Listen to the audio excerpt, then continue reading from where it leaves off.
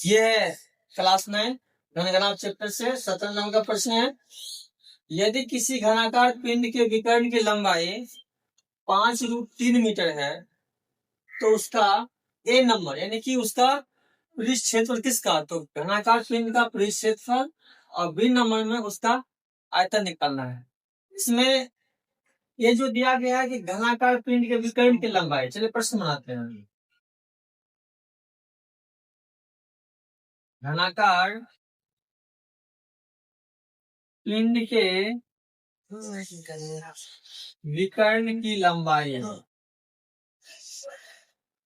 इसका सूत्र होता है √3l, यानी कि घन का विकर्ण क्या होता है, √3l। अब यहाँ देखना है घनाकार पिंड का जो विकर्ण की लंबाई दिया यहाँ पे दिया गया है 5√3, 5√3 बराबर √3l। इसको सेट ले आइए, √3l बराबर 5√3l बराबर 5√3/√3। अब देखिए √3 से √3 यहाँ कट गया। अब यहाँ एल का मान क्या निकल गया हमें, 5 मीटर।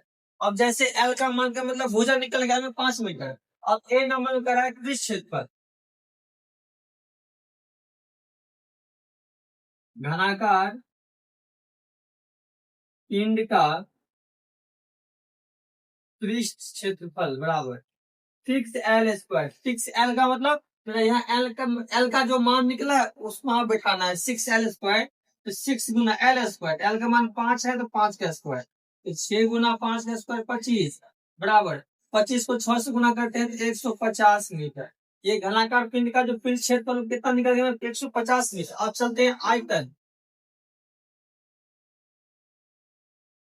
घनाकार पिंड का आयतन बराबर भुजा क्यू, यानी कि भुजा क्यू इसका मतलब एल का क्यू। भुजा क्यू, भुजा निकला है 5 तो 5 का क्यू बराबर 5 गुना 5 बराबर में 125 मीटर स्क्वायर। ये आपका